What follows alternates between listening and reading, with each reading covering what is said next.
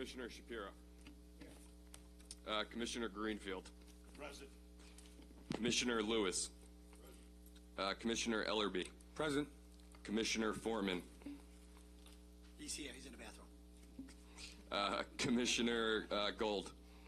Present also. Commissioner Kalate. Present. Commissioner Sakowicz. Present. Commissioner Warren. Present.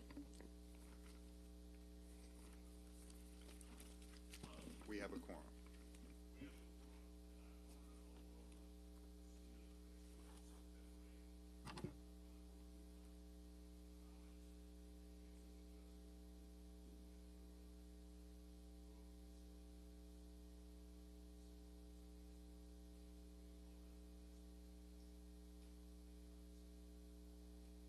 Sure. Greg, on 5 of 2022, we'll hold it to the November meeting since Commissioner Greenfield and myself will not be there at Okay. the next one.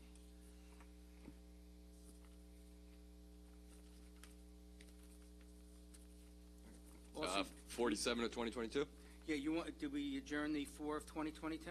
Yeah, can we have a motion to adjourn OSPAC 4 of 2022 until the October 27th meeting? No, we said November. No, That's at 5, right? 5 is the 27th. You want to do that also? No. Okay, Yeah, that's fine. that's fine. All right, so moved. Is there a second? All those in favor? Motion carries.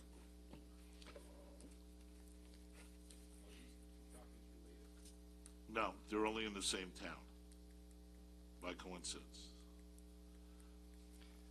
Motion to adjourn OSPAC 5 of 2022 to the November, is it 18th hearing? What's the list? I left my folder inside notes on there. 17th, sorry.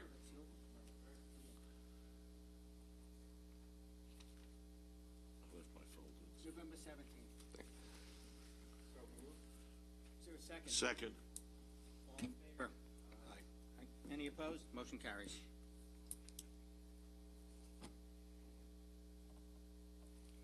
Okay, starting with NCPC file 47 of 2022. This is an application for a 2-lot subdivision at 2575 Hempstead Turnpike in the hamlet of East Meadow in the town of Hempstead's Business X zoning district.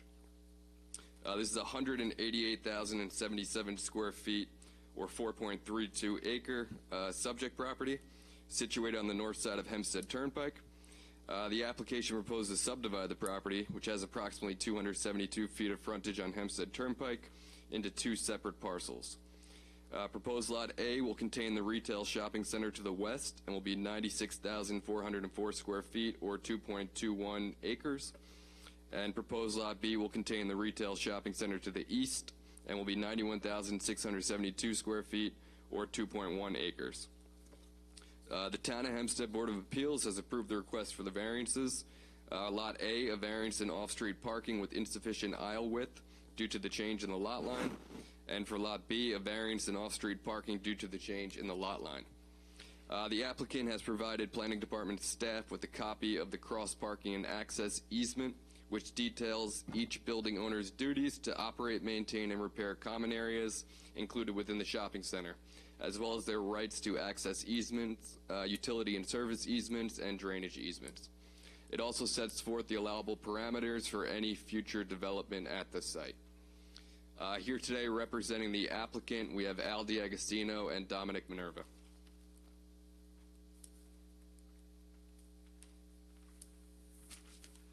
Good morning, Mr. Chairman, members of the Commission.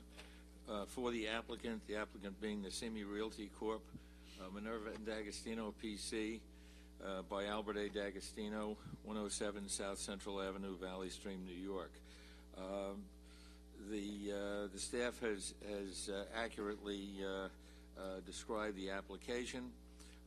This is an existing shopping center. One of the tenants, which is the Nassau Financial Federal Credit Union, is proposing to acquire one of the buildings and one of the lots. That's the reason for the subdivision. Basically, this is what has existed pursuant to past approvals. The parking, is the existing parking. The variance were to maintain what has existed, and there's not much that I can add to the presentation made by staff.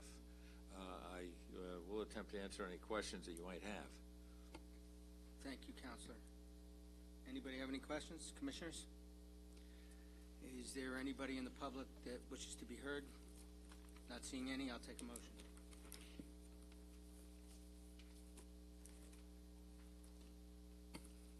Make a motion. Okay, I make a motion that we approve NCPC minor subdivision 47-2022 with a negative deck. Is there a second? Second. All those in favor? Aye. Aye. Any opposed? Motion carries. Thank you. Have a good day.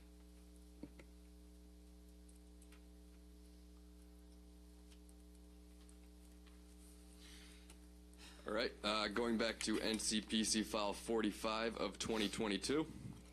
This is an application for a lot line adjustment at 396 and 402 Coolidge Avenue. It has a Rockville Center mailing address, but is within the unincorporated area of Lakeview in the town of Hempstead's residential B zoning district. It's a 14,129 square foot area subject property situated on the northwest corner of Coolidge Avenue and Woodfield Road. Application proposes to reapportion the property, which has 125 feet of frontage on Coolidge Avenue, by means of a lot line. After the adjustment, proposed Lot A will have 60 feet of frontage on Coolidge Avenue by 110 feet, a total of 6,606 square feet. Proposed Lot B will have 65.42 feet of frontage and be a total of 7,523 square feet.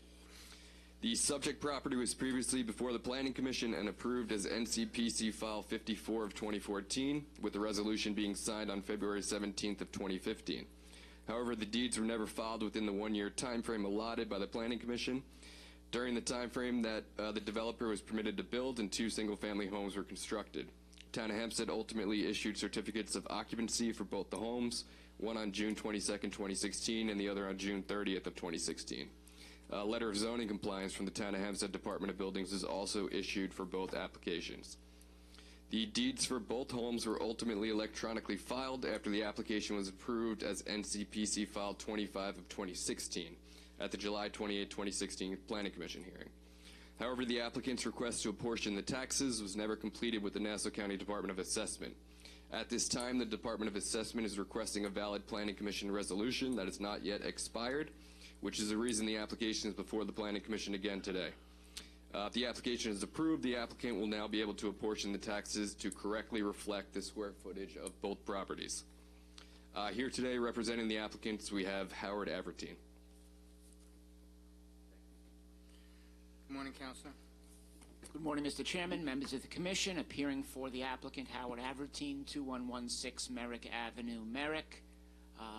Mr. Hessel did fully explain what transpired in this particular situation. A very unusual circumstance transpired here where the Commission had approved back in 2014 the precise subdivision that is before you today.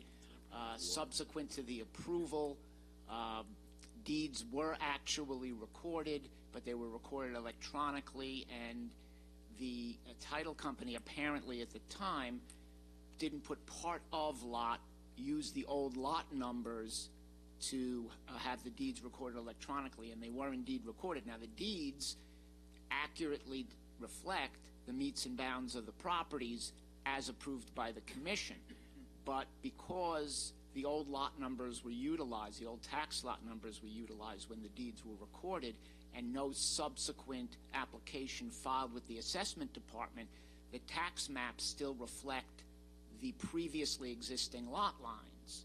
So now one of the two existing homes, as Mr. Hessel indicated, with COs and everything else, one of the owners is now in contract to sell, and this problem has come up, and as a title objection, so we've been attempting to rectify the lot lines at assessment, but as Mr. Hessel indicated, the folks in assessment want an updated Planning Commission resolution, hence our application. Counselor, what I don't understand, who's been paying the taxes all these years? He never objected when he didn't get a tax bill, Well, did he? no, they got the tax bills, but the tax bills apparently don't reflect the corrected lot line. It's the old lot lines gotcha. that they're paying taxes As long as he on. paid taxes. Oh, I couldn't vote on this with a good No, conscience they're- unless he was paying. That's not an issue. The taxes have been assessed and paid, but based upon the old lines, not the existing lines. All right, so you may owe a few bucks more. That's okay. But That's what somebody else's problem. So you're here, you're representing the title company. No, well, the title company was the one who sought out my assistance, but I'm Let's representing... name the title company. Come Excuse on. me? Can we name the title company? it's- Was it well, an abstract or title? It's an abstract company No? from Brooklyn, and I guess they weren't familiar with the Okay. peculiarities We'll of just Nassau let it go County. as, well, oy vey. Oy vey Okay. indeed. Okay. I have to say, I can understand why they might be confused. I mean, the deeds were filed, and yet the tax lines were not changed. Right. Well, no, but the problem is the way the system works at the county clerk and the assessor is that the assessor and especially the county clerk would have no knowledge that a subdivision was approved unless the deeds reflect part of lot.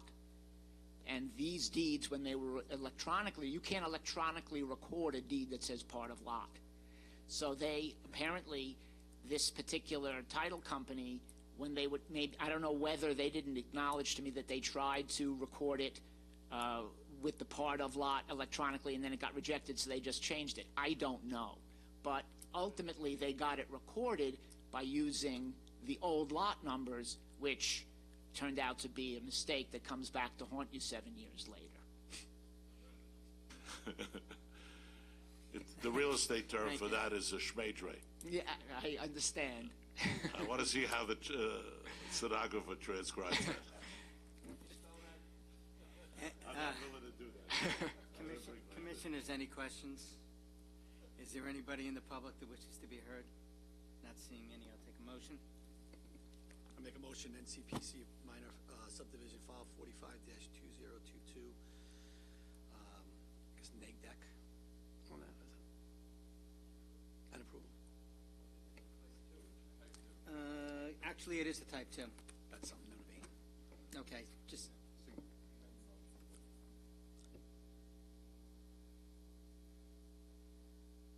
Okay, is there a second? All those in favor? Any opposed? Motion carries. Thank you so much.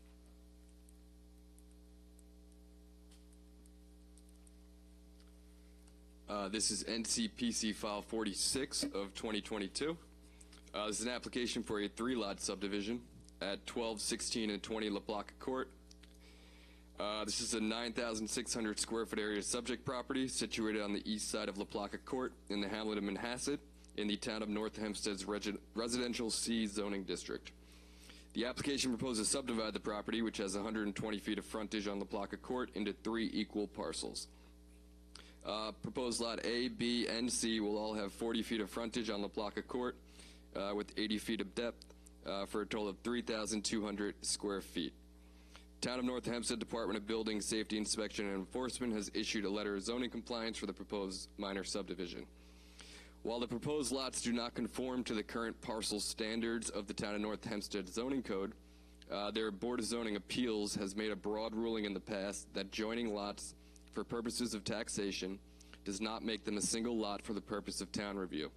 Additionally, a review of the North Hempstead Building Department records reveals certificates of existing use for each dwelling, each on a 40 by 80 parcel, along with other records showing that the town has historically recognized them as single and separate lots and would allow them to remain as such.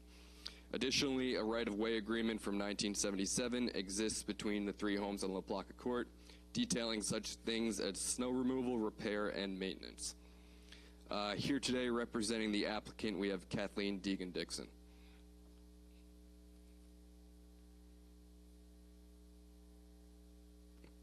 Good morning. I'd like to introduce you to Johnny Sabaro, who's an associate in my office, who's actually going to present the case this morning.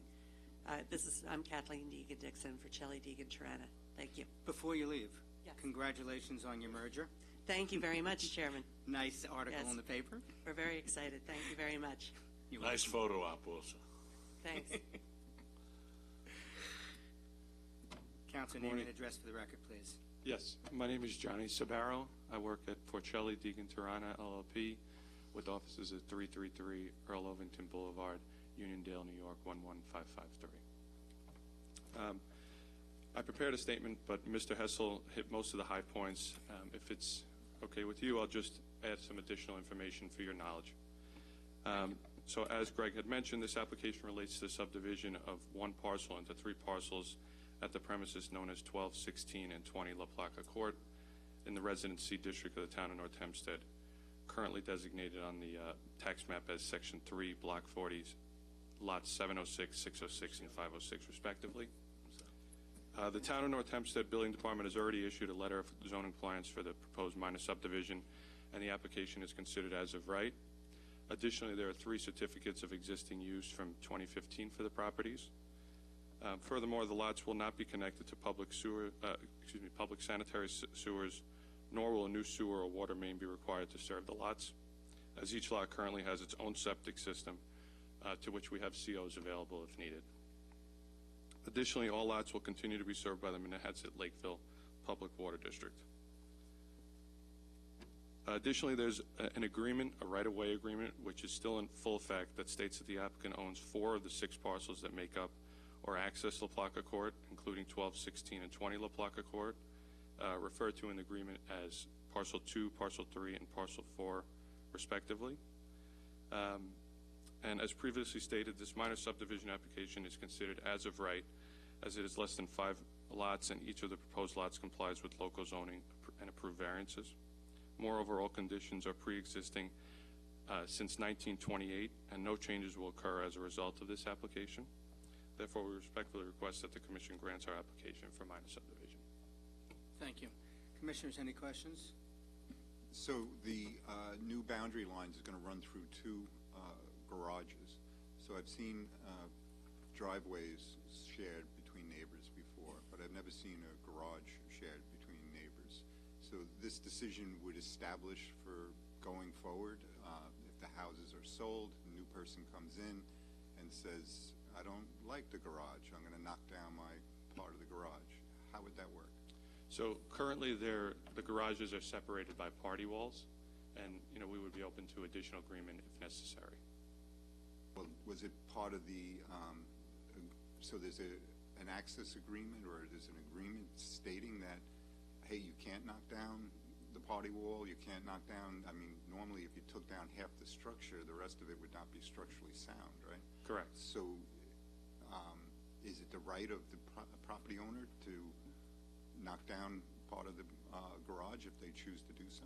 Well, I would assume that would be subject to further agreement, because as of right now, all homes on the east side of La Placa Court that were built in 1928 are sharing 2 garages, again, with those party walls, 2 of which are owned by the applicant.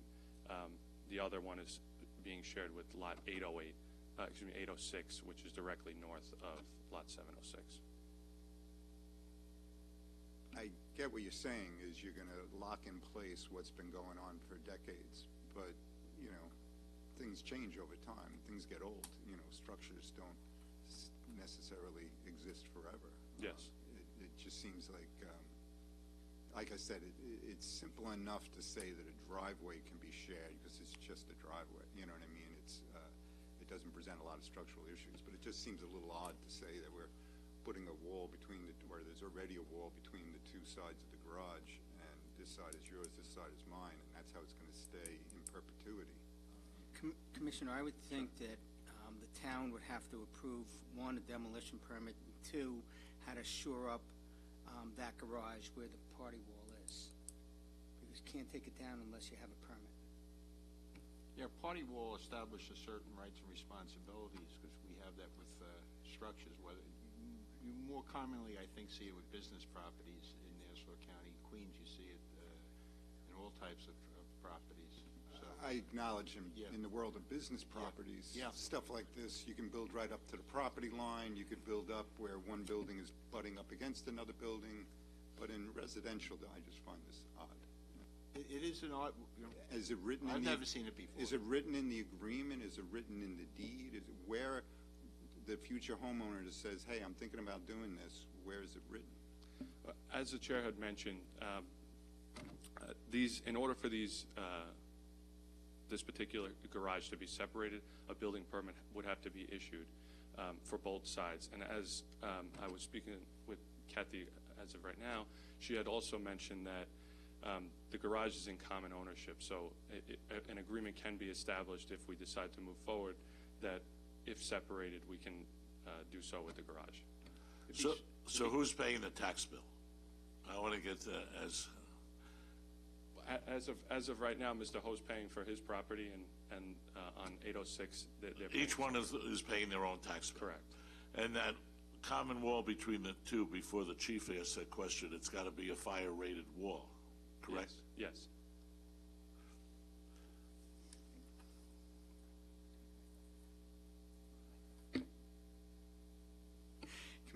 Commissioners, any other questions?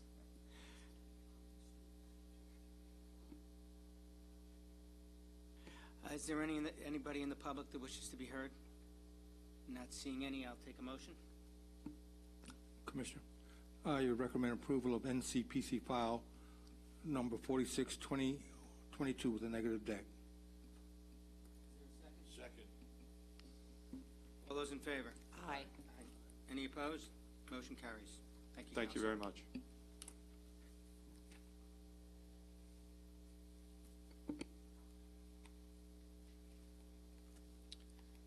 Next up, we have NCPC file 48 of 2022. This is an application for a two-lot subdivision at 3748 Maryland Drive, Seaford. It is a 13,000 square foot area subject property situated on the south side of Maryland Drive in the hamlet of Seaford in the town of Hempstead's Residence B zoning district. The application proposes to subdivide the property, which has 112.52 feet of frontage on Maryland Drive, into two separate parcels. Proposed Lot A will have 56.26 feet of frontage by 112.5 feet for a total of 6,682 square feet.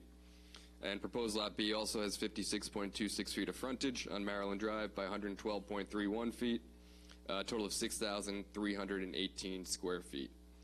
The Town of Hempstead Department of Buildings has issued a letter of zoning compliance for the proposed minor subdivision, and the application is considered as of right. Here today, representing the applicant, we have Christian Brown. Good morning, Mr. Chairman, members of the Commission. Actually, I'm Andrew Luskin as a last-minute substitution for my partner, Chris Brown, who unfortunately could not be here today. McLaughlin and Stern, LLP, 1122 Franklin Avenue, Garden City, New York. Good morning.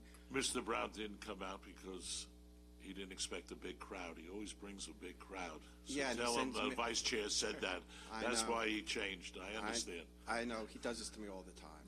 I don't know what to do. And I couldn't even find my sight glasses today, so I can barely see anybody, so I'm at a disadvantage.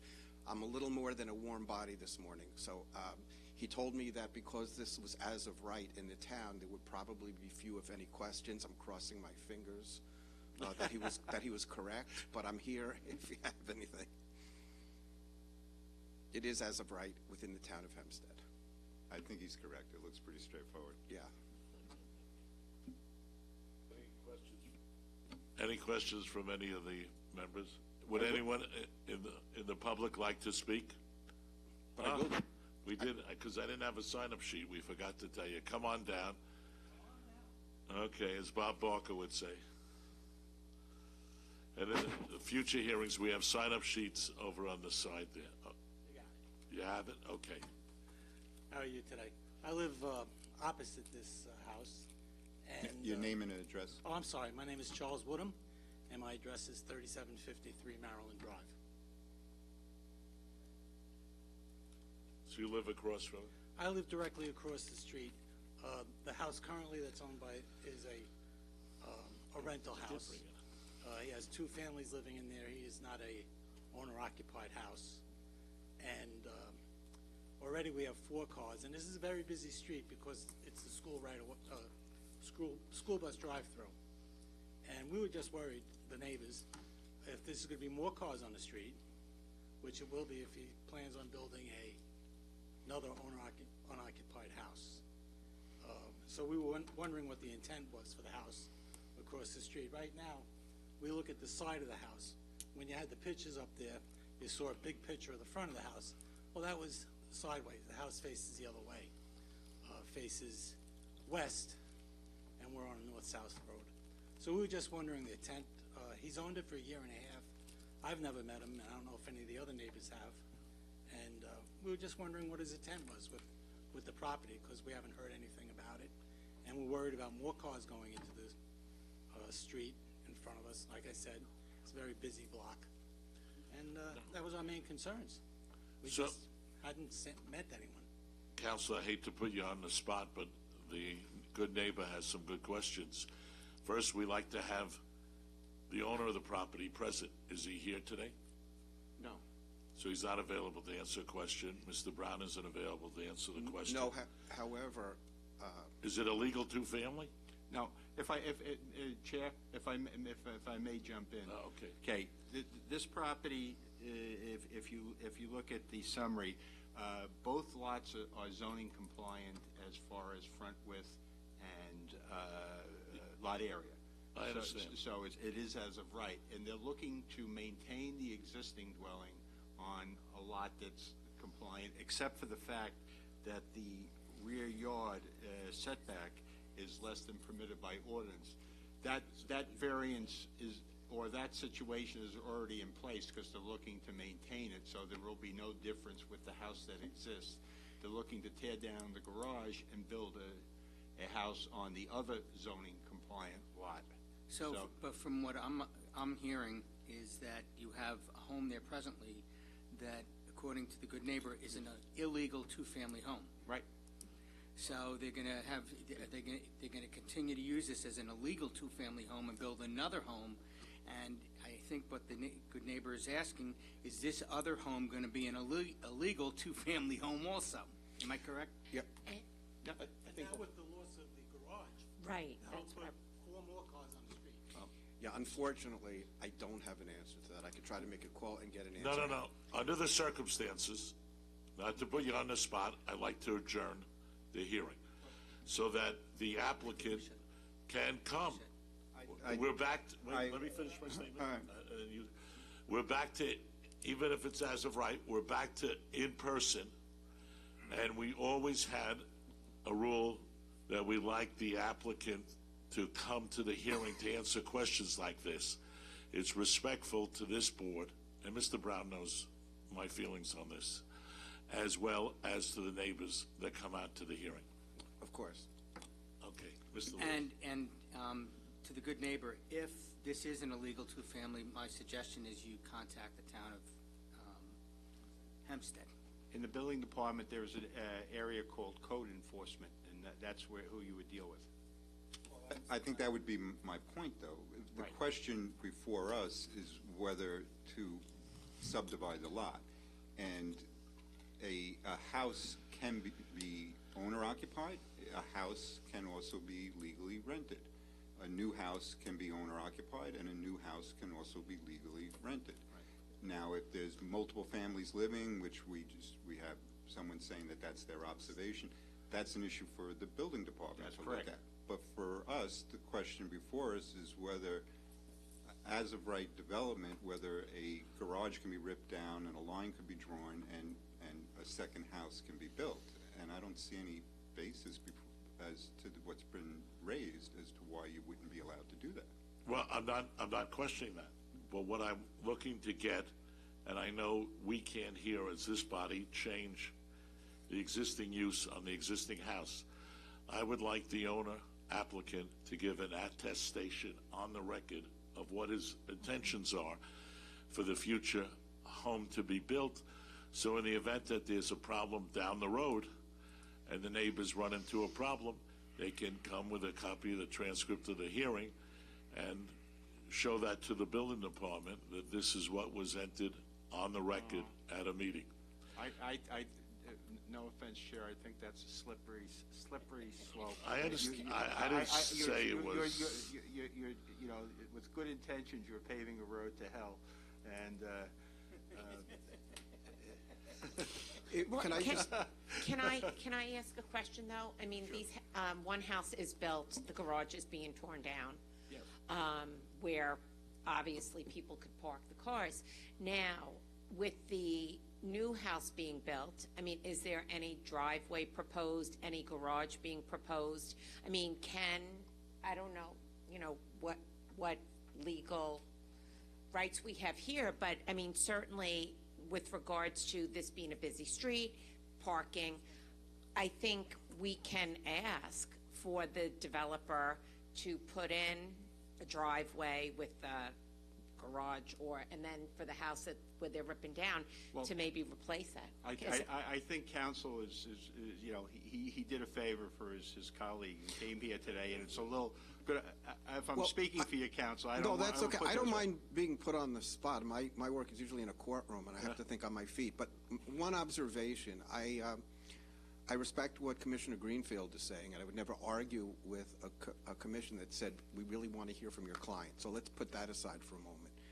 What I'm sensing, and forgive me because this is my first time here, is a legitimate concern expressed by a neighbor. However, my understanding, meager as it is that because this is as of right within the town, and of course I'm not before the town now, I'm before the Nassau County Planning Commission, nevertheless, my client will have to, of course, abide by applicable zoning code. And I think what I'm hearing from the commission this morning is we want to make sure that there's not going to be a problem on the local level. And of course, that's an issue for local code enforcement. So my concern, when I go back to Chris Brown and I tell him what happened, what he's going to say to me is, why are they concerned about that? We have a town zoning code enforcer who will deal with all those issues. Aren't we getting too much on a micro level here? And again, I say this respectfully because I'm before you. I'm not before a town zoning board or a town planning board. But I do some zoning work, and I understand the differences. And what you're getting at, I think, is expressing a concern because the neighbor's concerned. But the neighbor will have recourse on the local level if there's a problem. If my client is doing something he's not supposed to do, there's a place for this gentleman to go. And if my client is doing what he is supposed to do, and if this is as of right and consistent with town code, if there are a couple of more cars on the street, that's life.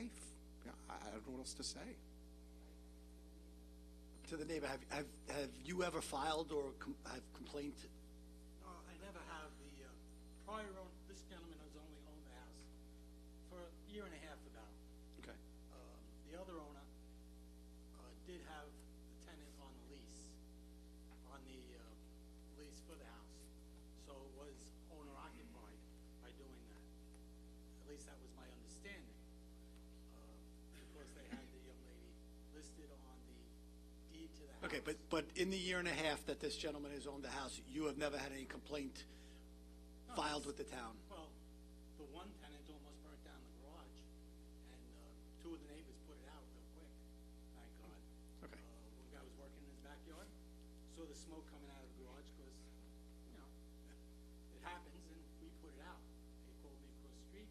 I came there. He had the hose. I was clearing stuff away, making sure that the garage didn't catch fire because it would leach into my next neighbor's property on that side of the street. Yeah, I just agree with you know, like we're not here to solve illegal housing problems. We're here to you know, I think that's a town level. And speaking to our council's mention of a slippery slope, generally speaking, the questions are valid. So in my basically qualifying what I said earlier, it's reasonable for the neighbor to ask the question, you know, what is going to happen here? And it's reasonable for us to ask of the attorney, what are the plans for the house? But it's not, I don't think, reasonable for us to deny an application because we believe the house is going to be rented. And just for the record, the fact that the neighbor says that he believes two families are living there, that's not necessarily a violation of the code. The question is whether if they're living as one family unit, meaning that you didn't separate multiple kitchens and you put walls up in the house and did things so that they're completely separate, that would be an illegal two-family. So again, we're getting into things that are really for the code enforcers to look Can I at. interrupt you on that? It is if that's the case, it is an illegal two-family, because the upstairs is totally separate from the middle floor, all right, with a separate kitchen, separate bathroom. Middle floor has a separate kitchen, separate bathroom. And actually, at one point, they even rented out the basement, which turned out being a debacle when the basement flooded. All right, people across the street, the people who have lived upstairs for a couple of years now, they have never been a problem. We don't worry about them. And the people on the middle floor, it's just a matter of neighborly wave and everything, and putting out the fire that the kid caused. But yeah, it is two separate apartments right now, and that I know for sure.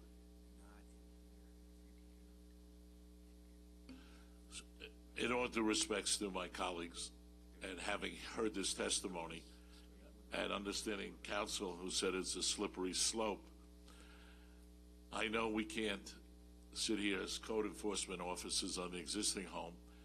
My intention is to make sure history doesn't repeat itself in the new proposed home, even if it is as of right.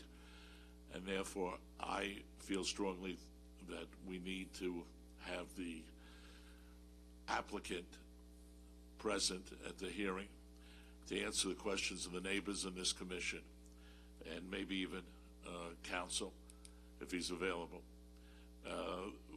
So I make a motion to adjourn this hearing until the November 17th hearing. No, we're not. The chairman and I are both not available, regretfully, on October 27th. That's why I gave November 17th. Not to say that it's, not a matter of right, but there's questions that want to be asked to the present owner on the record, and I think that we deserve to hear that. I second that motion. Is there a second to the motion? I second it. Wait a minute, Commissioner. I second it. All those in favor? Aye. Any opposed? All right, let's do a roll call. Greg? Commissioner Shapiro. Before we do the vote, point of information. So I think the question's being asked of our counsel, what is the rule about requiring applicants to be here? I think we've had a custom and practice that... It's a custom and practice. We certainly request that's consistent with what this commission has done over the years. But if to make it outcome determinative, to deny an application simply because an applicant decided not to appear and to have counsel appear on their behalf is no reason to deny a case in the end. But the other side of it is that there are questions that the commission would like to ask the applicant. You say the first time on, I don't see a problem, requesting that. In the end, because you're requesting the applicant, okay? If the applicant, for whatever reason, good, bad, or indifferent, says, I don't want to come, or I can't come, then you'll have to handle it accordingly. Well, so and I would recommend to the commission that you do not use that as a basis for approving or denying an application. I'm using it as a basis to get information for us as a commission and also for the neighbor. I realize that we can't make it a legal requirement, but my request is no different than the town of Hempstead, no different than the Village of Rockville Center and many other jurisdictions. And I've sat as chairman in Rockville Center, as chairman here, and we have told people, attorneys, to please come for the benefit of the new members as well as the old. This is not the first time we did this. We relaxed it during the Zoom era of COVID, and which it was really easier for the applicant to be present on Zoom, but we were relaxed about it. And I really think we should go back to it because it's good governance.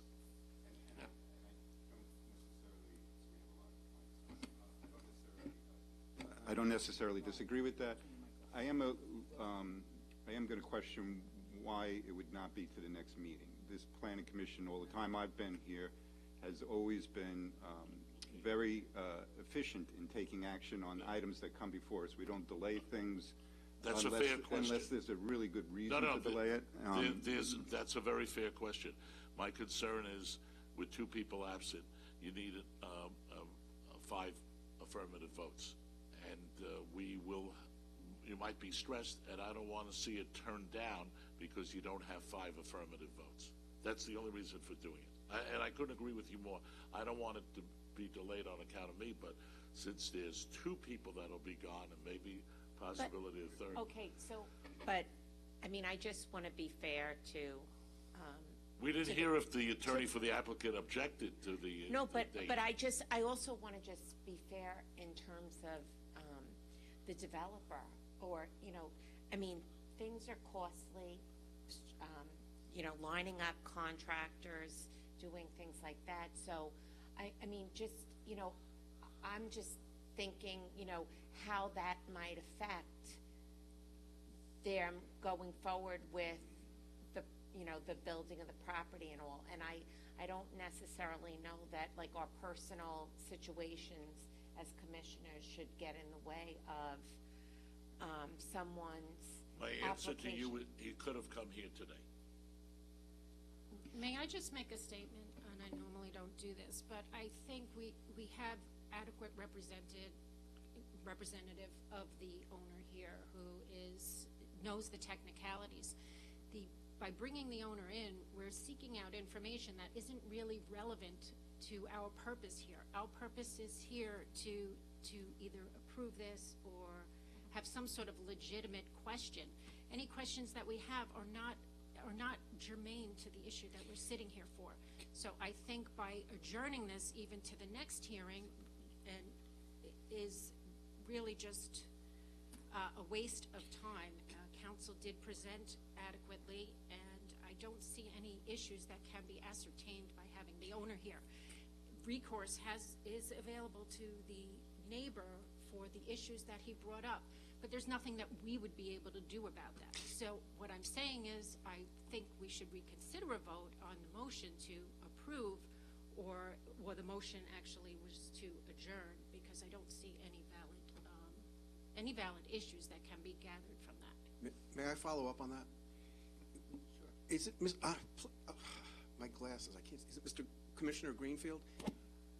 I think you said before that one of the motivating factors that you're considering here is that if the applicant comes here and answers questions and then goes on the local level and does something different, this gentleman has a transcript. What I'm suggesting is he doesn't need a transcript. Whatever my client might come here and say, in the future, if he does something that's code compliant, it doesn't matter what he told you. If it's not code compliant, there's remedy on the local level. So while I understand there might be an interest, let's satisfy this resident. And I've been appeared before boards where residents come, and residents very frequently ask questions and express concerns that don't always go into the province of that board. And I've had boards say that's for the planning board, that's for the architectural review board, that's not for us. So while I certainly respect your view and I don't cavil with it, no matter what you hear from my client, his intention, it really doesn't matter. And frankly, I don't know the answer, otherwise I would tell you. But whatever he says, if he, on the local level, if he's compliant, and if he's not, they take action. And that's really, I think, what's going on here, and I think that Commissioner Gold expressed that, and that's what I'm kind of trying to get across to you. It doesn't really matter what you're, even though they're legitimate questions, I get it. But it's not, I respectfully submit, it's not really for the commission. And you don't need to protect this gentleman. That's the point. You don't need to do that because it can be done on the local level. And that's where code enforcement is. You folks are not code enforcement officers anyway. If I may just jump in, and and it's not that I necessarily disagree with you, but as a collegial body, when a commissioner in the past has raised an issue about asking an applicant to come, everybody has sort of acquiesced, and we've seen a lot of good things come out of meetings where people got to talk because a lot of times the person who's the applicant is a faceless person who the neighbors don't know, and they get maybe the phrase warm and fuzzy. They feel a little bit warmer and fuzzy about things once the people come down here. And I know this commission, I've been here 12 years, has done that a number of times, and a lot of good things have come out of it. So I understand the legal argument, and as an attorney, I don't disagree with the legal argument. From a reality argument and good government argument, you know, I know where Commissioner Greenfield is coming from, and it's not an unreasonable request to put it over for another meeting so that maybe questions and concerns can be addressed on the record. You're right about enforcement. Enforcement goes to the town of Hempstead. I don't disagree with you, counsel, but you know, maybe that is a better way to go and for everybody here. Thank you. It's your vote. No, thank you, Councilor O'Brien, for explaining that. And for the benefit of our new members, what we've done here also, where there is a disagreement over the use of property, we've adjourned the case the same day, sent people outside to have a chat. And that gets behind the LLC that owns the property and the faceless, nameless developer who's on a hit-and-run mission, in my terminology, then has to meet with the neighbors, answer to the neighbors. We ask them to exchange phone numbers, and it is so effective in having a better outcome for the neighbors, the neighborhood, and you know the process in the town of Hempstead or any town or the village, disputing an illegally used building is very difficult, very costly, and very time-consuming, and very often the neighbor doesn't have the endurance and the financial wherewithal to go up against someone to pursue that to the full extent. And I just feel so strongly on behalf of a neighbor whose biggest investment may be their one-family home, and they have the right to peace and enjoyment and use of that property as intended without bad neighbors. I live in an affluent community, and I've had bad neighbors, and I know bad neighbors. I had a very good fortune that my illegal two-family house in my neighborhood, which they couldn't catch them on, caught on fire. They had an oil burner fire. I was the first person to respond to that fire across the street. I didn't even have my gear on. I was so anxious to get in there. And it was the excuse then for the building department to come in and confirm what I knew what was going on. And this is while the zoning board chairman in the Village of Rockville Center lived across the street. So it's not an easy process to dispute an illegally used building. I can attest to that. Thank you for hearing my passion on this subject. There's a motion on the floor. I think we should vote on it. Okay, but I just want to say one last thing. I mean, what you're seeing up here is that we care deeply, and we want to make sure that we're doing the right thing. So, you know, and we're all neighbors to someone, and we understand, but we just want to make sure that we're, you know, that we're trying to do the right thing here for you. I do understand and respect that, and that's why I said what I said, and I made a legal argument. But like I said, I have appeared before boards before and had neighbors come, and most of the boards do show a sense of caring for the neighborhood. So I respect what Commissioner Greenfield has said. So we should vote on our motion to adjourn to November. Call a question. If one possible amendment to the question. If Commissioner Lewis feels strongly on the October 27th date, I don't want to stand in the way of that. My concern, and you don't even know the availability. Can I make a suggestion then? Maybe if you could calendar it for that day, I'll go back and talk to Chris. If he feels that there's a vulnerability because of the fewer commissioners present, couldn't he ask to put it over to the November meeting? Absolutely. That would be, from my perspective, that would be preferable, because then he has the choice. Then he decides if he wants to roll the dice for the October meeting or if he wants to put it over. And if you do decide to put it over again, just get the neighbor's phone number before you leave. Sure. And this way, if it has to be adjourned again, at least you give the can tell courtesy him. that We they can tell don't, him. they don't Sure. have to come. Okay, Yeah, of course. So council, are you, allow the chairman to ask. So, Bob, if the councilor agrees to put it over to the 27th, do we need a motion? If he's consenting to it at this point, Just put it I over don't think until you the need a motion. 27th? And I don't want to withhold my consent after hearing Commissioner Greenfield's views.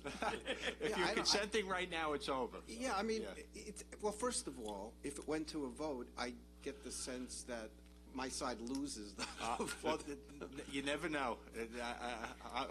I'm hearing different things, but it 23 years of being here, you never know how this commission's going to vote. All right. You never know if it's going to be an early meeting either. Will the commission hold it against me if I then ask for the vote, so I can tell Chris that I asked for the vote? Not at all. Okay. I don't want Chris to hold it against you. No, that's what I just said. You know, Okay, so- his office All is right, two there's a doors down from me. I All right, can't. there's a motion on the floor It's an to amended adjourn it motion to October 27th. October 27th. Is there a second? I made the motion, I can't second it. I thought we had a second. You were the second. Will you second October? No. Okay. Do I have a second for? I'll second it for October. Can I second it? Yes, you can. Okay, I see where fine. this is going. Roll call. Commissioner Warren, Yes. Commissioner Sakowicz, Commissioner Kalati, Yes. Commissioner Gold, Based on the comments made by Attorney O'Brien and Greenfield explaining the need for the property owner, I'll agree to the motion. Commissioner Foreman, Yes. Commissioner Ellerby, Commissioner Lewis, Commissioner Greenfield, Yes. and Chair Shapiro. Yes. Motion carries. October 27th is the date. Subject to council getting back to Councilor O'Brien. Right, about the date. Yeah. Okay. I did enjoy myself here today. We enjoy ourselves here, too. We do enjoy ourselves here, too. I hope so. Tell Chris it's nothing We personal. do it because we have a passion. No, I understand. That's why I get it. I get it. Thank you very much. You're welcome. Okay, thanks. All right. Moving along, NCPC file 49 of 2022. This is an application for a two-lot subdivision at 479 Woodbury Road, Hamlet of Plainview, Town of Oyster Bay's R17 zoning district. This is a 15,698 square foot area subject property situated on the southwest corner of Woodbury Road and Stratford Road. The application proposes to subdivide the property, which has 159 feet of frontage on Stratford Road, into two separate parcels. Proposed Lot A would have 120 feet of frontage on Woodbury Road and be 8,534 square feet. And then proposed Lot B would have 70.42 feet of frontage on Stratford Road and be a total of 7,164 square feet. The Town of Oyster Bay Zoning Board of Appeals has approved the request for variances. For Lot A, the variance to allow an existing dwelling on a subdivided lot having less rear yard setback than permitted by the ordinance. And then Lot B, no variances were required as it was considered zoning compliant. Here today representing the applicant, we have Wayne Edwards. Counselor, you don't look like Wayne Edwards. Good morning. I am not. Wayne unfortunately had a conflict this morning, so I'm here on his behalf. For the record, Nira Rupsing, San Ward Braff Koblenz, with offices at 333 Earl Ovington Boulevard, Suite 601, Uniondale, New York. Good morning, Chairman Shapiro and members of the Commission. Mr. Hossel made my job very easy this morning. He laid out most of the salient facts. But just for the record, the subject property is located at 479 Woodbury Road, Plainview, New York. It's designated as Section 12, Block 420, Lot 19 on the Nassau County Land and Tax Map. The subject property is located on the corner of Woodbury Road and Stratford Road and is in the town of Oyster Bay in the R17 district. The lot is oversized and is 15,962 square feet and is currently improved with a 1.5-story home and a detached 2-car garage. The applicant proposes to subdivide the lot into 2 lots. Lot A will be the corner lot and will maintain the existing structure on an 8,534 square foot lot, and it required a variance for the rear yard setback from the town of Oyster Bay. That was granted on August 11th, 2022. Lot B will see a new single-family house constructed. The existing 2-car garage will be demolished and replaced with that single-family home. That home will sit on a 7,164 square foot lot and will be in full compliance with the town's code.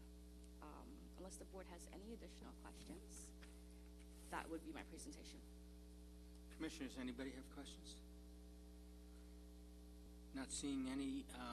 I'll ask if anybody in the public wishes to be heard. Not seeing any. I'll take a motion. Make a motion, NCPC minor subdivision, file 49-2022, neg deck. Second. And I just, An approval. an approval. And just thank you for getting up after that last person had to represent someone that didn't show up, so. It's my pleasure. I was trying to find my phone to see if I could make a quick phone call.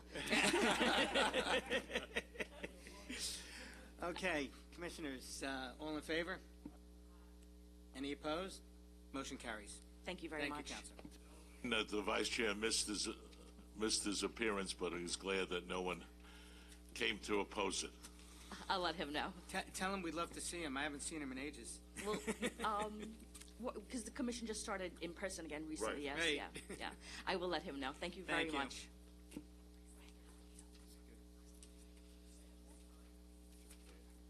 Okay. Zoning. Oh, we have the extension of the time. extension. Yep. Sorry about that. Go ahead. No problem. This is an application for an extension of time. This is NCPC file 27 of 2021. An application for a 3-lot subdivision at 270 Washington Avenue, Hamlet of Plainview, Town of Oyster Bay, R120 zoning district. It's a 255,000 square foot area subject property that's going to be subdivided into 3 separate parcels. Lot A will be 20,617 square feet. Lot B will be 25,157 square feet. And then proposed Lot C, which contains the church, would be 209,920 square feet. Town of Oyster Bay Zoning Board of Appeals approved the request for variances. For Lot A, you had a variance to construct a new dwelling on a subdivided lot having less rear yard setback than permitted by the ordinance. Also, the encroachment of eaves and gutters. For Lot B, you had the variance to construct a new dwelling on a subdivided lot having less width of lot than permitted by the ordinance. And then for Lot C, you had the variance to allow the existing buildings on a subdivided lot exceeding the maximum gross floor area and building coverage than permitted by ordinance. Variance to construct building on subdivided lot having less rear yard setback, and variance to allow existing drive, aisle, and parking spaces on a subdivided lot having less rear yard setback than permitted. This application was originally heard at the May 27, 2021 Planning Commission hearing and was thereafter approved on June 3rd of 2021. It's before us today for an extension of time. The resolution was initially signed on July 20th, 2021 and was set to expire after 12 months on July 20th of 2022. If approved today, the new date to file the deeds will be extended an additional 6 months, and that would the applicant would have to file by January 20th of 2023. Here today representing the applicant, we have Howard Avertine. Good morning again, Mr. Chairman, members of the Commission. Appearing for the applicant, Howard Avertine, 2116 Merrick Avenue, Merrick. I could describe this as Title Problems Part 2. That's your new specialty, Howard? At least this morning it is, apparently.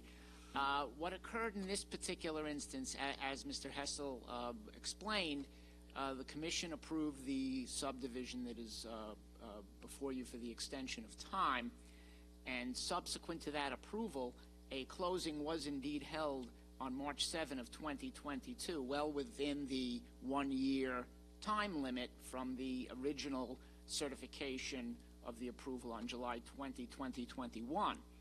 What happened subsequent to the closing of title, and what happened was the church conveyed the two residential parcels to a builder who was going to build two new homes on those parcels.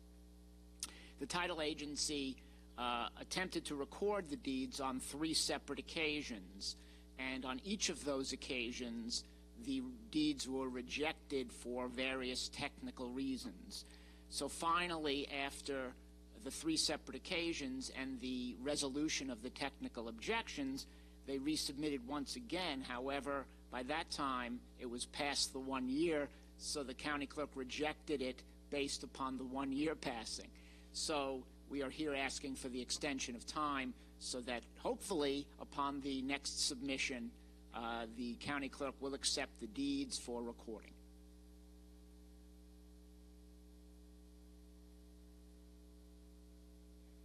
Is there any questions or any members of the commission?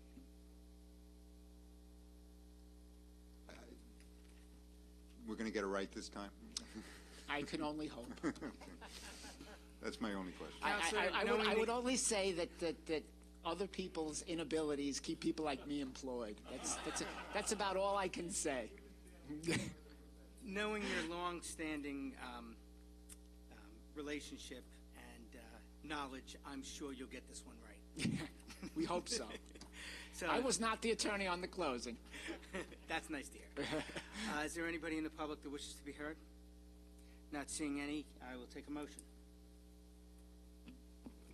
Mr. Chairman, I recommend approval of NCPC file number 27/2021 with a negative deck. For an extension of time. Extension of time. Counsel, how long do we have for this?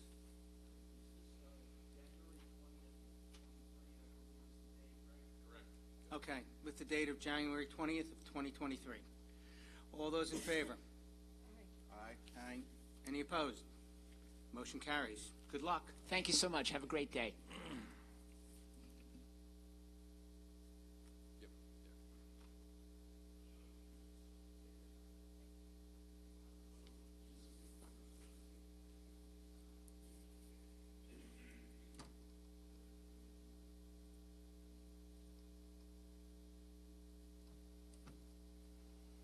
All right, Marty, go ahead. We're going to do number 1 first. Okay. Commissioner Greenfield is recused. First case on the zoning agenda is NCPC case number 912122. This is in the village of Cedarhurst. It's for use variance and area and dimensional variances. This is a proposed 3-story residential cooperative building with 17 units. The site is currently occupied by a vacant residence with accessory structures on a lot comprising approximately 18,800 square feet. A use variance is required for multiple dwelling building in the R1 residential district, which is a single-family district that requires a minimum lot size of 6,000 square feet and a minimum frontage of 60 feet. A height variance is also required, as 3 stories, 30 feet in height are being proposed, with a maximum of 2.5 stories, 30 feet height or foot height required. A variance is also required for lot coverage, maximum 30% permitted, 52.3% proposed. Front, side, and rear yard setback variances are required, minimum 25 feet, 20 feet, 25 feet required respectively, with 19.9 feet, 6.3 feet, and 10 feet proposed respectively. The project is parking compliant with 39 spaces being provided. To the south are single-family homes. To the west across Washington Avenue is the Hebrew Academy of the 5 Towns, and a parking lot which appears to be for the school. To the east are single-family homes. To the north is a municipal parking lot along Washington Avenue. Diagonally across from the site, across Washington Avenue, is the Cedarhurst Firehouse. The site is a short distance from Central Avenue, which serves as Cedarhurst's downtown. The subject property is located within an area that can be described as somewhat transitional, as it is close to Central Avenue and does abut a municipal parking lot to the north. To the south of the site, Washington Avenue was solidly single-family residential. The attorney for the applicant indicated that an R&M engineering firm is currently working on a full environmental assessment form, FEAF, as well as a traffic study. Should be known that the project's potential traffic impact may be of some concern, given that it is located across from a school. It should be noted that the project does result in from my perspective, a significant amount of impervious surface, given the size of the structure and the amount of paving. Very little area is set aside for landscaping, buffering green space. Washington Avenue is 2 lanes with metered parking along the east side. Staff is recommending that this be deemed incomplete and that additional information is requested, specifically the full environmental assessment form and a traffic study, both of which the applicant's attorney indicated are being prepared. Any questions from the commission? Commissioners, any questions? Have you been able to review the completed environmental assessment form for this proposal? Say again now, I'm sorry. Have you been able to review the completed environmental assessment form for this item? Well, the full one is being prepared right now, so I haven't. So the answer to my question is no? No, I have not. I have not seen it. It's not complete. Okay. Commissioners, any other questions? Not seeing any, I'll take a motion for, as staff recommended, incomplete, subject to traffic study and the full environmental assessment form. I'll make a motion, Nassau County zoning calendar 912122 be deemed incomplete, subject to traffic study and environmental study. Do I have a second? All those in favor? Aye. Any opposed? What? Only if there's a no vote. Motion carries. Commissioner Greenfield, come on back.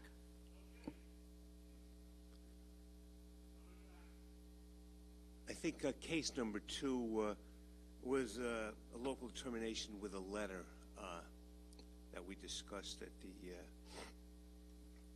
the pre-meeting. So I guess I could read that into the record, the case into the record. Okay. Okay, case number 2 is NCPC case number 912222, and this is within the village of Hempstead, and this is for a use variance. This is a proposed 3-story senior apartment building with 8 units. The building will consist of 2 floors of residential units over parking. The project is parking compliant with 8 spaces. The site is currently a vacant grassed area. To the north, at the corner of James Burl Avenue and Yale Street, is also grassed area that abuts the subject property, beyond which is a small grouping of attached dwellings or townhouse dwellings. To the east are detached dwellings. To the south is a small multifamily building. To the west are detached dwellings. Some of these are 1-family, some are 2-family.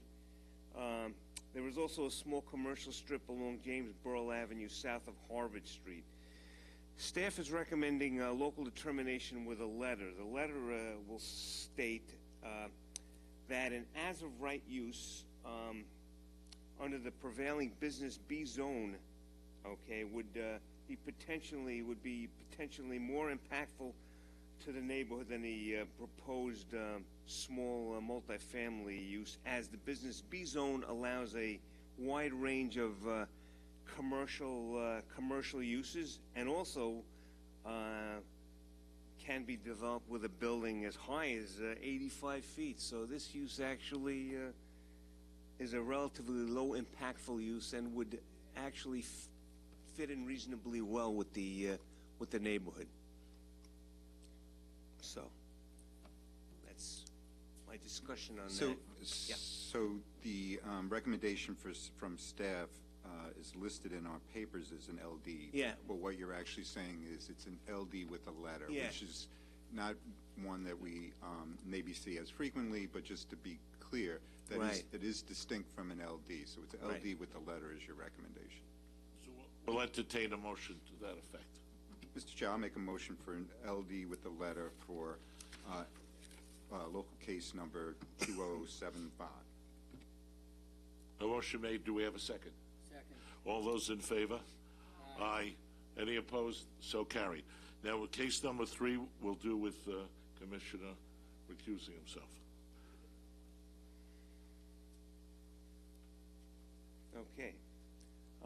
Case number 3 on the zoning agenda is NCPC case number 914122. This is within the village of Freeport. It's for use and parking variances. The applicant proposes to add a 4th floor to a 3-story mixed-use building, ground floor retail and upper floors residential, that is under construction.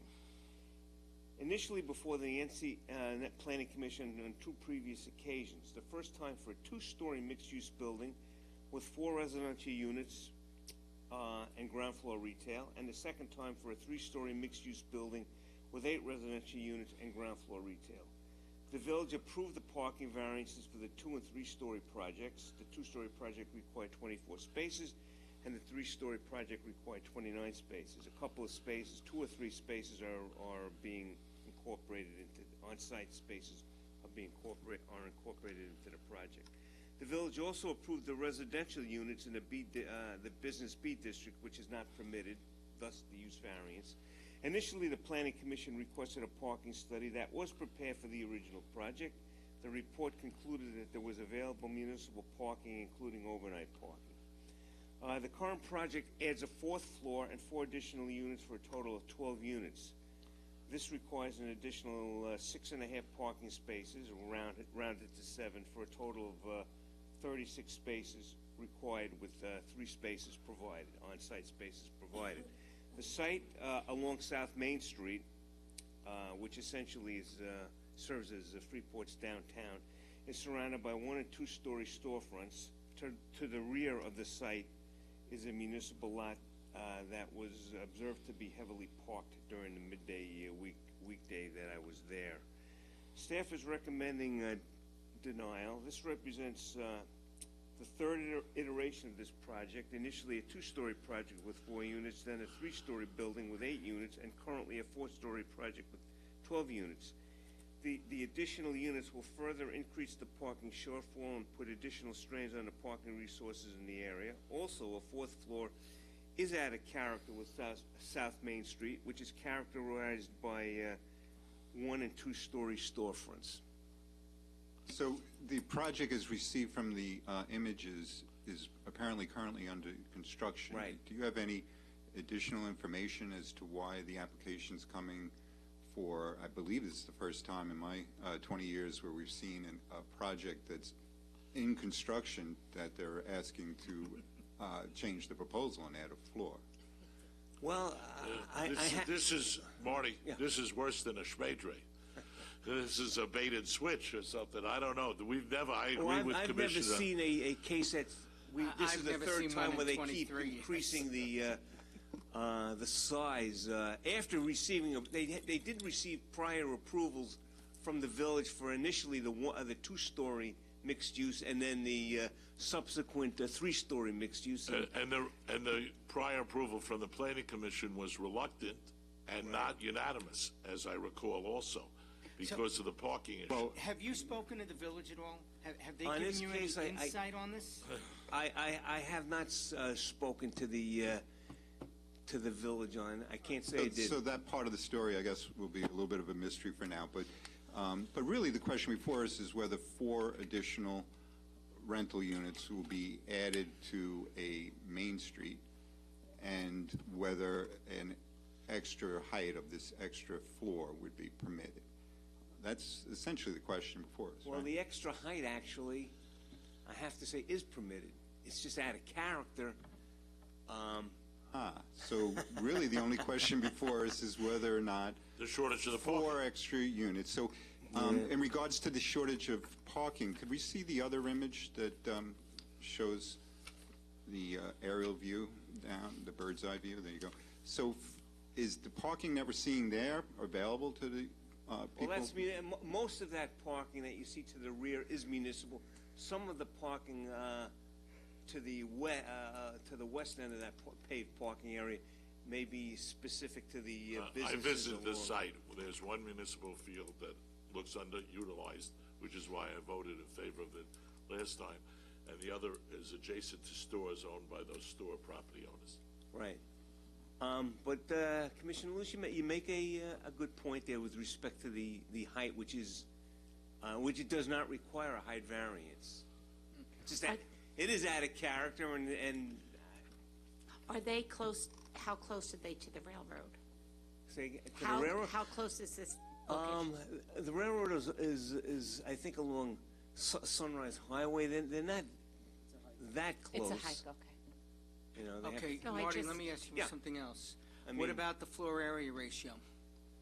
Did they need I a don't variance think for that? there's a floor area ratio requirement that I'm aware of in the village of Freeport. It doesn't vary from it didn't trigger an FAR variance, if that's what you mean. The only variance that it triggered was a use variance and a parking variance, because within that district mixed use is not permitted, which means that the residential element of this project is not permitted.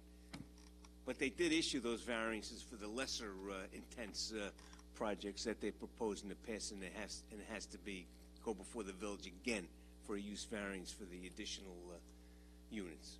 I mean, is there any protocol for how these applications are handled? I mean, is this in character? Like, can you just keep going before and adding on? Because, I mean, this is a bad precedence, I think, for... You've never seen it. Well, I just think, for any village, any town, I think it's a bad precedence. You get approval for one project, and then you keep going before, boards to keep adding onto your project. So I think it's terrible, because you're getting approval and then you want more approval in the midst of your. I feel your...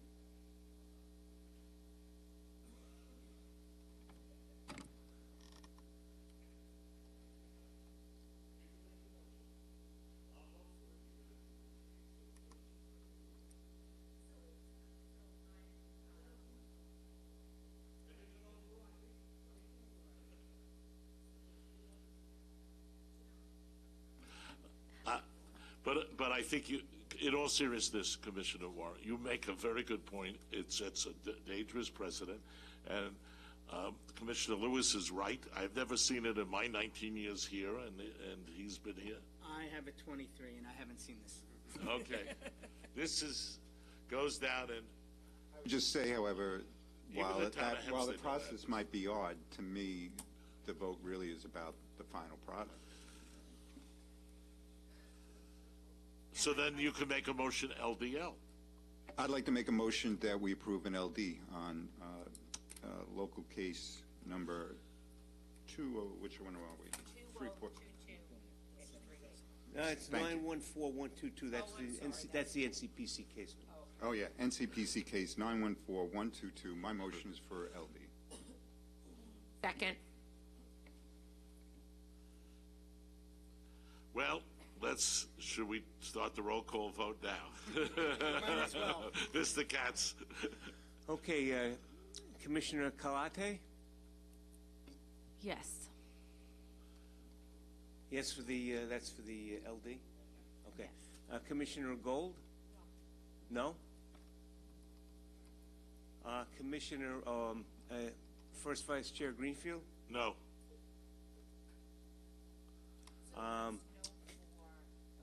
LD. Commissioner, Chairman Shapiro? No.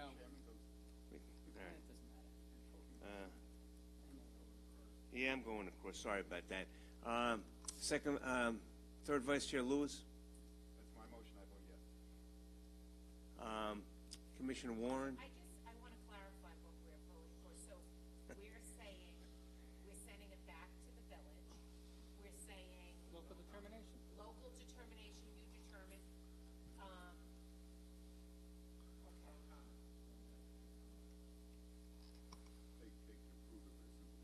But my concern is for the future of development, for any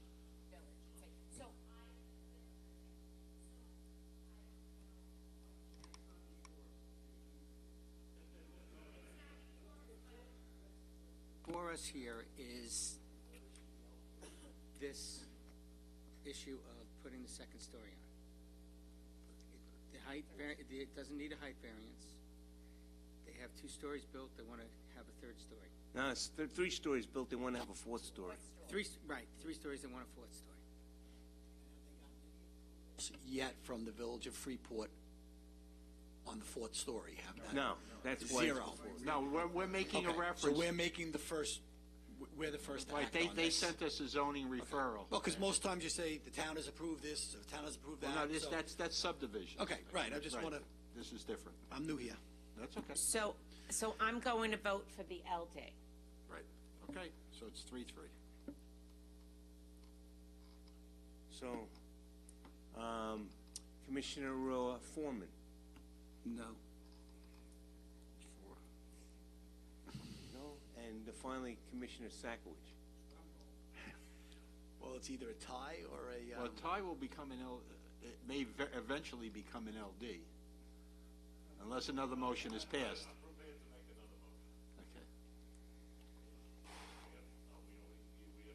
Okay. okay, I'm a no because I agree that this shouldn't be added on. Motion failed. Okay, so let me see, does it? Okay, so the motion, I would, understanding this split vote nature and the fact that we want to make a statement to the village, I would make a motion, instead of denial, which they'll probably just override, that we should do LDL, local determination with the letter to the effect that while it is zoning compliant. With respect to height? It's not zoning compliant. No, I Okay, didn't sorry. finish my sentence. Sorry, And deficient on parking, and understanding there is municipal parking, we are just upset and concerned of the president of telling us after the building has commenced, and it's unprecedented, use those words, unprecedented in the history of this commission that that occurred. You and Howard are should go on a road trip together. That's my motion. That's counsel for Freeport, I'm sorry. I know who you were talking to, my Yes, friend. no, Commissioner, your if I colleagues could- do not.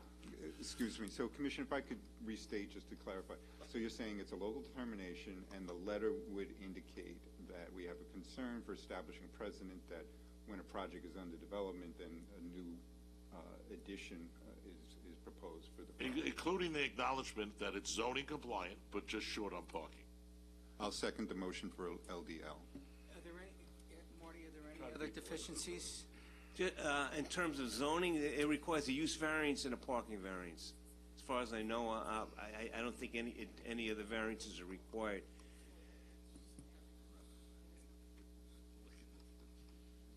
For the mixed-use aspect of it.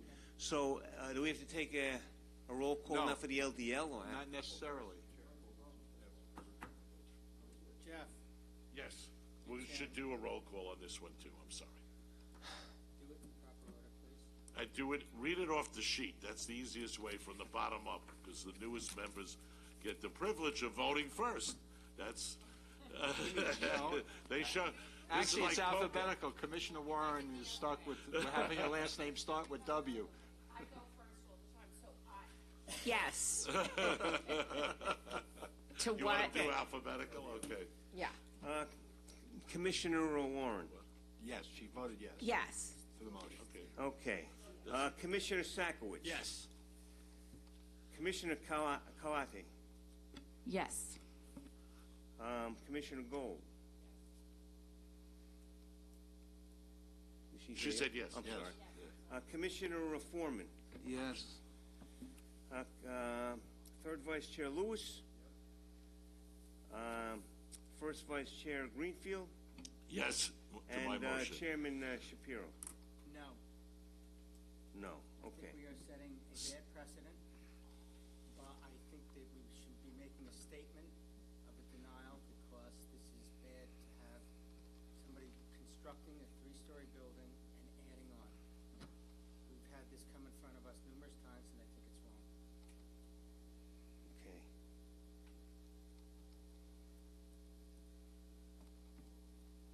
So that's Okay. it's 6-2. Is that good? No, I'm the only one. yeah, No, 7-1. 7-1. Oh, 7-1? 7-1. Oh, so.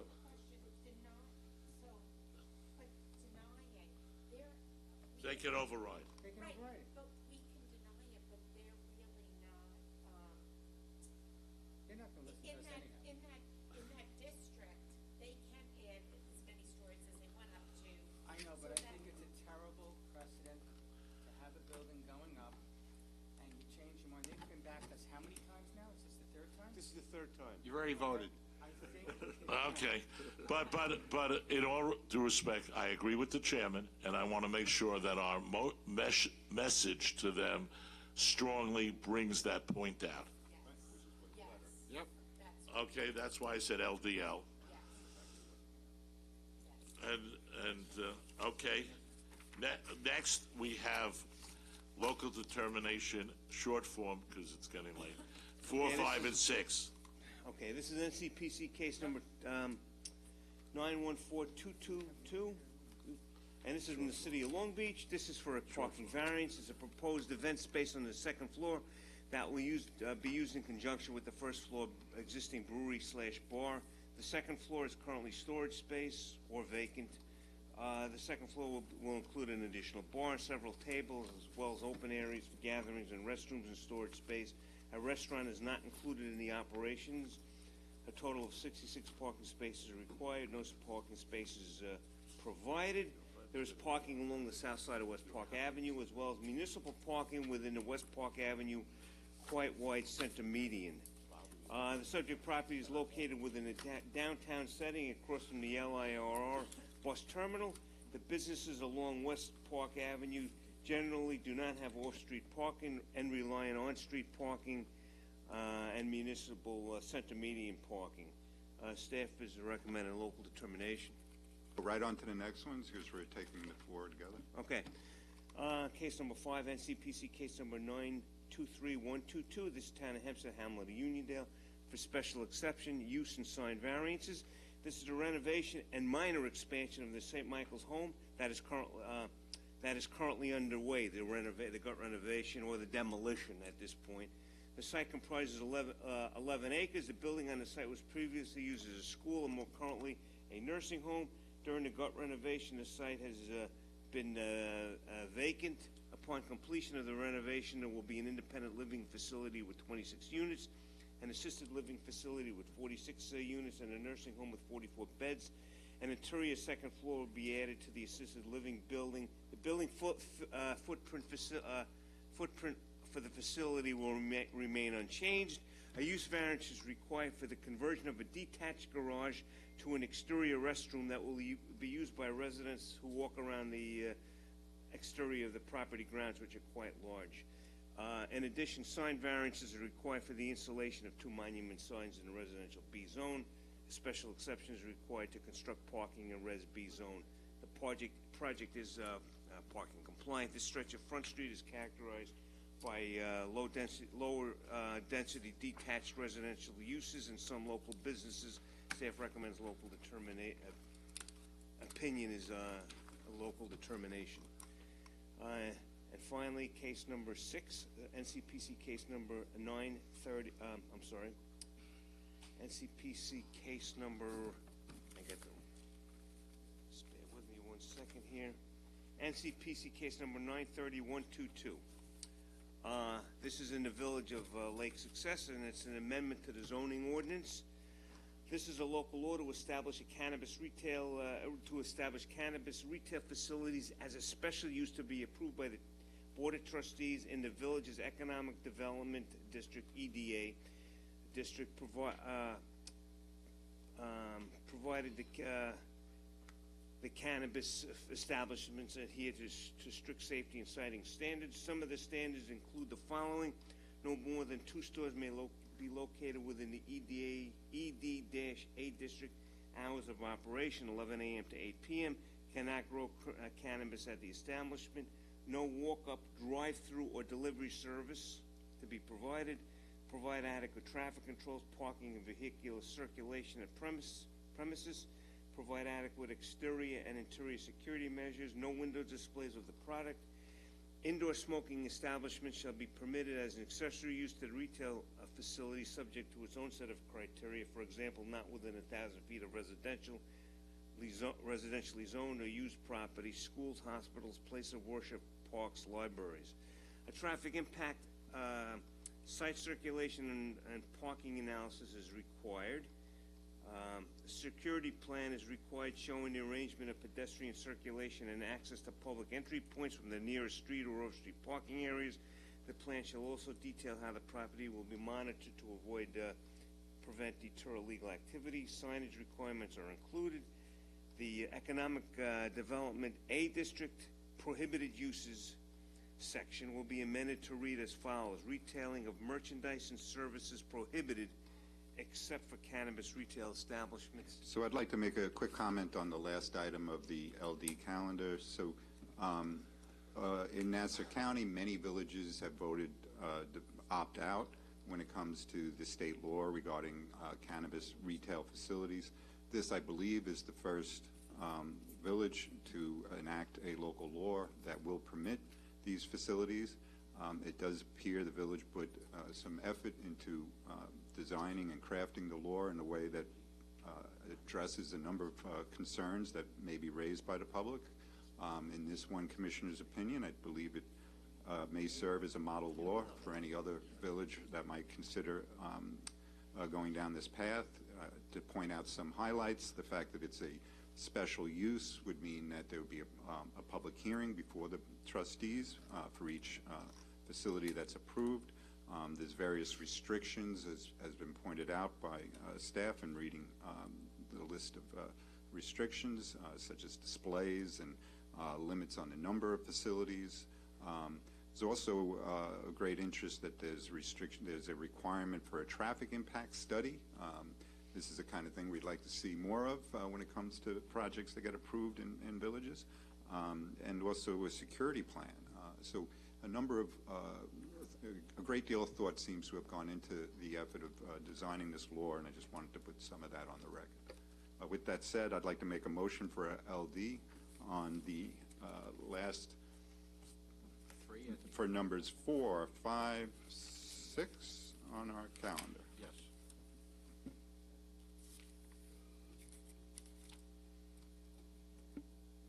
Motion made and second. All those in favor? Aye. Any opposed? Wait, I'm sorry. I'm sorry. I was just wondering if we have to vote for all of them in one shot, or we can have an opinion for a different specific. Oh, okay. You want to separate one out? If you want to separate one out, you're more than welcome. Okay. But we got to do it quickly. The landlord's ready to evict us. Can you start from the? Which one do you want to take? You want to do each one individually, just to get it done? Do 4, yeah, then do 5, then do 6? If okay with you, okay, yeah. not a problem. Okay, so do we have a motion for NCPC file zoning agenda? 914222 on number 4.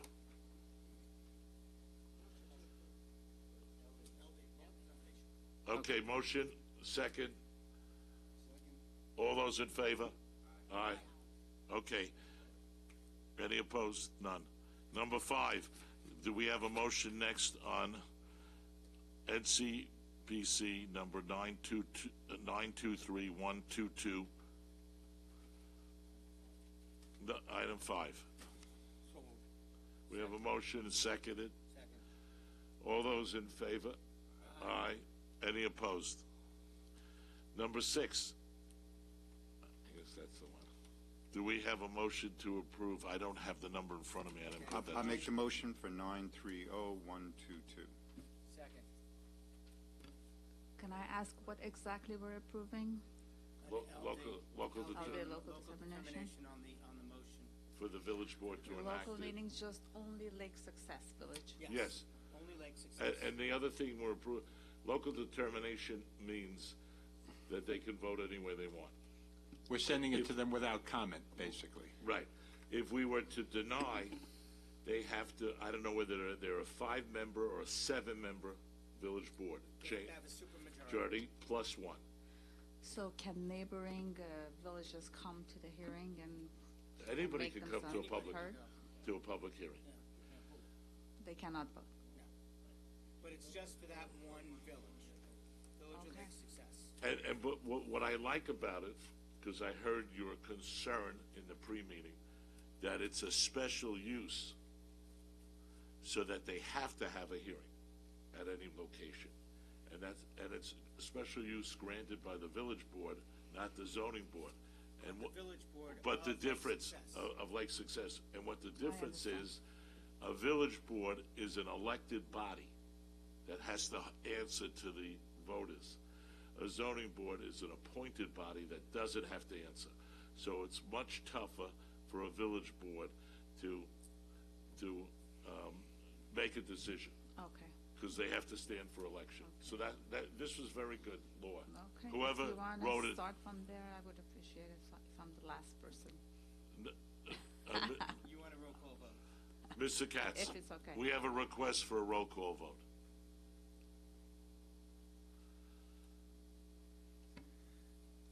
Commissioner Warren? Excuse. Commissioner Sakowicz?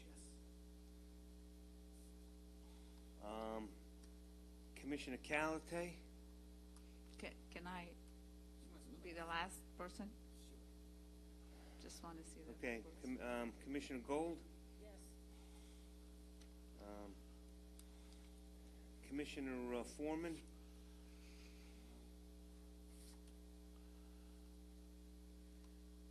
Commissioner Ellaby? Yes. Third Vice Chair Lewis?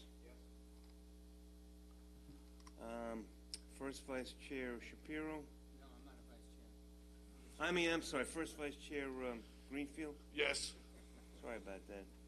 And Chairman Shapiro? Yes. Okay. So, So now I'm up.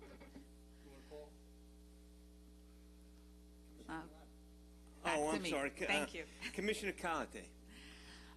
Just for the record, I'm going to say no because I know this is a very hot, controversial issue, and I know that the neighboring towns are very, they have there's a lot of mixed emotions about this situation, so just going to say no for the record. Okay, no problem. Motion carries. Motion to adjourn. So moved. Motion to go to lunch next. Okay. Who's buying? Goodbye. We have to leave these folders? Jeff? Yeah, you could take the papers in here.